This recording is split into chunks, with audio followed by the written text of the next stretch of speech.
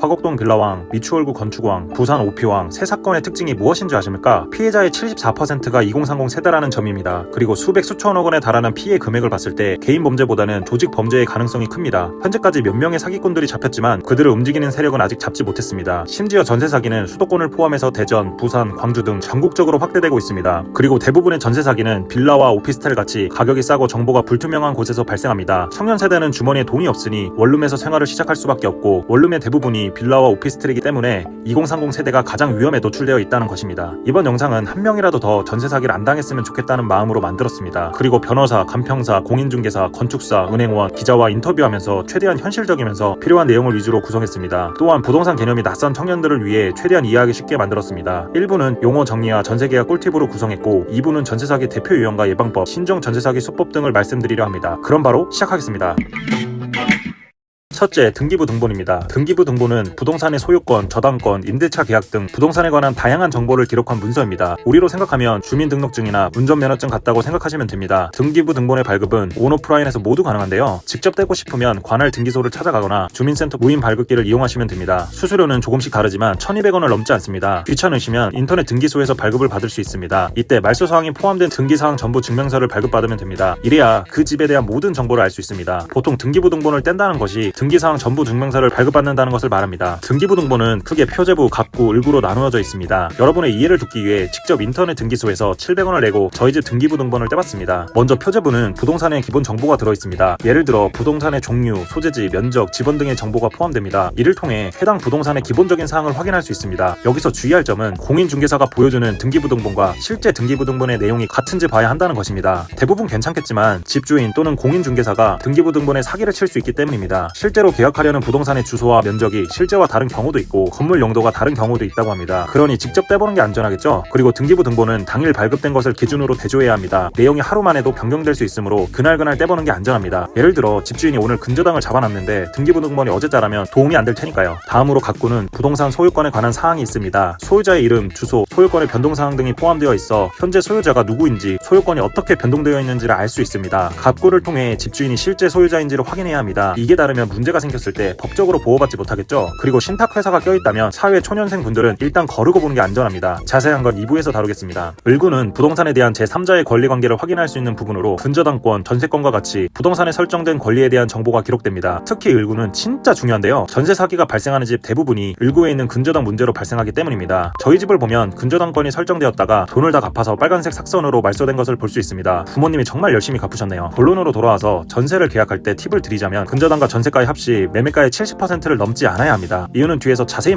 말씀드리겠습니다. 둘째, 임대인과 임차인입니다. 임대인은 자신의 부동산을 다른 사람에게 빌려주는 소유자이고 임차인은 임대인으로부터 부동산을 임대받아 사용하는 사람입니다. 쉽게 말해 임대인은 집주인이고 임차인은 전세나 월세를 사는 사람입니다. 참 쉽죠? 셋째, 근저당입니다. 이 개념은 매우 중요하니 집중해주세요. 근저당은 집주인이 은행에 대출을 받을 때 자신의 집을 은행에 담보로 하여 설정되는 담보권의 일종입니다. 예를 들어 집을 사기 위해 2억이 필요한데 지금 1억밖에 없다고 가정해봅시다. 그래서 나머지 1억은 은행에게 빌리고 싶습니다. 하지만 은행은 빌리는 사람이 1억을 진짜 갚을 수 있을지 모르겠죠. 그래서 은행은 근저당을 설정해 빌린 사람이 돈을 갚지 못하면 은행이 직접 집을 팔아서 1억을 돌려받겠다는 것을 뜻합니다. 이렇게 근저당은 금융기관이 대출을 제공할 때 대출자가 상환하지 못할 경우를 대비해서 은행이 부동산을 처분하여 대출금을 회수할 수 있도록 도와주는 장치입니다. 즉 집에 근저당이 많이 잡혀있으면 피하는 게 좋겠죠. 요즘처럼 집값은 떨어지고 금리가 높은 시기엔 집주인이 이자를 못 내고 파산할 가능성이 있습니다. 집주인이 파산하면 집이 경매로 넘어가는데요. 이때 은행이 그 집에 대한 근저당을 가지고 있으니 경매로 집이 팔리면 은행에게 우선 변제권이 생긴다는 말입니다. 우선 변제권의 개념은 돈을 빌려준 순서대로 갚는다는 뜻으로 생각하시면 됩니다. 그것도 당연한 것이 먼저 빌려준 사람에게 먼저 갚는 건 자연스러운 거니까요. 이렇게 보면 근저당이 잡혀 있어도 크게 문제가 안 되는 것으로 보입니다. 하지만 문제는 경매로 올라간 집은 대체로 원래 집값보다 싸게 팔린다는 것입니다. 실제로 그렇게 팔리는지 법원 경매 사이트로 확인해봤습니다. 자료를 보면 경매에 올라온 집들은 보통 한 번에 안 팔리고 유찰이 됩니다. 유찰은 최소 1회 이상 되는데요. 매물마다 다르지만 2, 3회 유찰까지 생각해보면 평균 30%가 빠집니다. 그렇기 때문에 전세집을 고를 땐 집이 경매에 넘어가 2, 3회 유찰되어 30% 정도 가격이 떨어질 것을 생각하고 사는 게 안전합니다. 그래프를 보시면 파란색 점선이 매매가의 70% 지점이고 빨간색 실선이 전세가와 근저당의 합입니다. 전세가와 근저당의 합이 매매가의 70%가 넘는 부분이 리스크존이고 70% 이하 부분이 세이프존입니다. 간단히 말해 전세가와 근저당의 합이 매매가의 70%보다 낮은 집을 사라는 것입니다. 있습니다. 하지만 저는 더 안전하게 전세가와 근저당의 합이 50% 이하인 집을 추천드립니다. 이유는 법원 경매 사이트에 들어가서 전세 사기 이슈가 심한 강서구 지역을 봤는데요. 집값이 40% 이상 떨어지는 케이스가 꽤 있었기 때문입니다. 넷째, 전입신고입니다. 전입신고는 새로운 거주지로 이사한 후 14일 이내에 관할 주민센터에 신고하는 절차입니다. 간단히 말하면 내가 이 주소지에 살고 있다고 정부에 알리는 과정입니다. 이때 전입신고는 14일이 남았다고 미루는 것이 아니라 계약하는 그날 바로 해야 합니다. 이유는 전입신고를 해야 대항력을 얻을 수 있기 때문입니다. 다섯째, 대항력을 설명드리겠습니다. 대항력을 심플하게 말하면 집주인과 같은 제3자가 마음대로 쫓아내지 못하게 힘을 갖는 것입니다. 그렇다면 대항력은 어떻게 얻을까요? 바로 전입신고를 하면 자동으로 얻을 수 있습니다. 그럼 전입신고를 하면 즉각적으로 대항력이 생길까요? 정답은 아닙니다. 대항력은 전입신고 후 다음날 00시부터 효력이 발생합니다. 예를 들어 6월 3일 13시에 전입신고를 하면 대항력은 6월 4일 00시에 발생한다는 것입니다. 이때 우리나라 법에 허점이 발생합니다. 관련 영상을 잠시 보고 오시죠. 세입자가 잔금을 치르고 입주한 날에 곧바로 전입신고를 했다고 하더라도 대항력의 효력이 발생하는 다음날 00시 전까지는 세입자는 대항력과 우선 변제권이 없는 무방비 상태에 놓이게 됩니다. 그런데 정말 나쁜 집주인들은 이 점을 악용해서 대항력의 효력이 발생하기 전에 근저당권을 설정하기도 합니다. 이러면 대항력과 우선 변제권이 생기는 시점보다 은행의 근저당권 설정 시점이 더 빨라지게 되는데요. 이 상태에서 집이 경매에 넘어가게 된다면 세입자는 보증금을 온전히 돌려받지 못할 가능성이 커지게 됩니다. 영상 클립을 보면 아시겠지만 전입신고를 하고 대항력이 발생되기 전까진 법적 보호가 없는 상황입니다. 이때 집주인이 나쁜 마음을 먹고 은행에 돈을 빌리고 튈 수 있다는 말입니다. 실제로 이런 사기가 종종 발생한다고 하네요. 이를 예방하기 위해선 계약서에 임대인은 잔금 지급일 2일까지 근저당권, 담보권, 전세권 등 새로운 권리를 발생시키지 않는다는 특약을 넣어야 합니다. 그래야 우리가 안전하게 전입신고를 하고 대항력을 얻을 수 있습니다. 즉 우리는 전세 계약을 할 때 집주인이 근저당을 못 잡게 특약을 넣고 그날 바로 전입신고를 해야 합니다. 여섯째, 확정일자입니다. 확정일자는 법률상 인정된 증서의 작성일로 당사자가 나중에 변경할 수 없는 일자를 말합니다. 간단히 말하면 나 이제부터 이 집에 살았어입니다. 확정일자를 받아야 우선 변제권이 생기기 때문에 임대차 계약을 체결한 후 전입신고와 함께 확정일자를 받아야 합니다. 확정일자는 어떻게 받냐고요? 엄청 간단합니다. 주민센터에 가셔서 전입신고를 할 때 600원을 더 내시고 확정일자를 받으시면 됩니다. 그 외 방법은 법원 또는 인터넷 등기소에서 받을 수 있습니다. 확정일자에 대해선 간단히 정리하면 이렇습니다. 헷갈리시면 잠시 영상을 멈추고 보셔도 됩니다. 그렇다면 확정일자를 받는 것이 왜 중요할까요? 이유는 확정일자를 받아야 우선 변제권이 생기기 때문입니다. 일곱 번째, 우선 변제권입니다. 우선 변제권은 말 그대로 우선적으로 돈을 받을 수 있는 권리를 말합니다. 특히 채무자가 파산하거나 부동산이 경매로 넘어가는 등 재산을 정리해야 할 때 다른 채권자보다 먼저 돈을 받을 수 있는 권리를 뜻합니다. 쉽게 말해 내가 쟤보다 먼저 돈을 받을 수 있다고 집주인과 약속했어 라는 뜻입니다. 예를 들어 제가 2명에게 돈을 빌렸다고 가정해봅시다. A에겐 1000만원을 빌렸고 B에겐 2000만원을 빌렸습니다. 이때 A에게 우선 변제권이 있다고 생각해봅시다. 그럼 A에게 빌린 1000만원을 먼저 갚아야 된다는 뜻입니다. 이처럼 우선 변제권은 중요한 개념입니다. 그렇다면 우선 변제권은 어떻게 해야 생길까요? 바로 확정일자를 받으면 자동으로 생깁니다. 그래서 확정일자가 중요합니다. 하지만 이 확정일자의 효력은 대항력이 발생되어야 효력이 있습니다. 그렇다면 대항력은 어떻게 해야 생겼죠? 바로 전입신고를 하고 다음날 00시가 되어야 생깁니다. 헷갈리시죠? 저도 처음엔 헷갈렸습니다. 다시 정리해드리면 전입신고를 하고 다음날 00시에 대항력 효력이 발생합니다. 그리고 확정일자를 받아야 우선 변제권이 가능합니다. 이때 확정일자의 효력은 대항력의 효력이 있어야 발생하게 됩니다. 롤로 따지면 파이크궁으로 처형을 하려면 체력이 빨간색으로 떠야 되죠. 확정일자 효력도 대항력이 있어야 발동된다고 보시면 됩니다. 여덟 번째, 전세권입니다. 여러분, 대항력은 전입신고 후 다음날 00시부터 효력이 발생하잖아요. 이 말은 집주인이 사기치려고 마음만 먹으면 계약하자마자 은행에 돈을 빌리고 도망가는 게 가능하다고 말씀드렸습니다. 이런 불상사를 막기 위해 특약도 좋지만 아예 전세권을 설정하는 방법도 있습니다. 전세권은 부동산을 사용하고 그 대가로 일정 금액을 지급한 후 이를 보장받을 수 있도록 하는 법입니다. 또한 확정일자와 다르게 전세 계약 후 즉시 효력이 발생됩니다. 그러니 집을 계약할 때 전세권을 설정하는 게 좋겠죠. 아홉 번째, 전세보증보험 가입입니다. 전세보증보험은 임차인이 전세금을 돌려받지 못하는 상황을 대비해 보증기관이 대신 전세금을 돌려주는 제도입니다. 대표적인 보증기관으론 허그와 SGI 그리고 HF가 있는데요. 각각의 특징이 있지만 우리는 허그만 사용하면 됩니다. 허그가 가장 크고 안전하기 때문입니다. 그래서 허그의 가입 비용이 얼마냐고요? 전세로 2억을 빌린다고 가정해서 보험료율을 뽑아봤습니다. 주택도시보증공사로 되어 있는 게 허그인데요. 2억을 빌렸을 때 약 30만원을 내면 됩니다. 30만원을 내고 수억 수천만원의 리스크를 피할 수 있으니 무조건 드시는 것이 좋습니다. 만약 허그가 거절하는 주택이면 믿고 걸으시면 됩니다. 그리고 서울시에서 전세보증금 반환보증 보증료 지원 사업을 하고 있는데요. 내용을 보면 연소득 5천만원 이하인 청년들에겐 보증금 30만원을 지원해주는 사업입니다. 아마 국토부에서 추진하는 정책이라 다른 지역도 될 거예요. 마지막 10번째는 다가구 주택과 다세대 주택의 개념입니다. 결론을 먼저 말씀드리면 대부분의 전세 사기는 다가구 주택에서 발생하고 있습니다. 그러니 다가구 주택이라면 피하는 게 좋겠죠? 이해를 돕기 위해 다가구 주택과 다세대 주택을 표로 비교해 봤는데요. 잠시 영상을 멈추시고 보시면 좋을 것 같습니다. 다가구는 한 명의 집주인이 모든 호수를 관리하는 것이고 다세대는 각각의 호수에 주인이 있다는 말입니다. 다가구가 위험한 점이 한 명의 집주인이 관리를 하기 때문에 등기부 등본이 깨끗하게 보일 수 있지만 깨끗하다는 말은 중요한 정보가 감춰져 있다고 볼 수 있습니다. 예를 들어 각 호실마다 어떤 사람이 먼저 들어온지도 모르다 보니 집주인이 망했을 때 우선 변제건이 몇 번째인지 모르겠죠. 그 밖에도 몰래 근저당을 잡거나 다중 계약을 하거나 나쁜 짓을 해도 숨길 수 있습니다.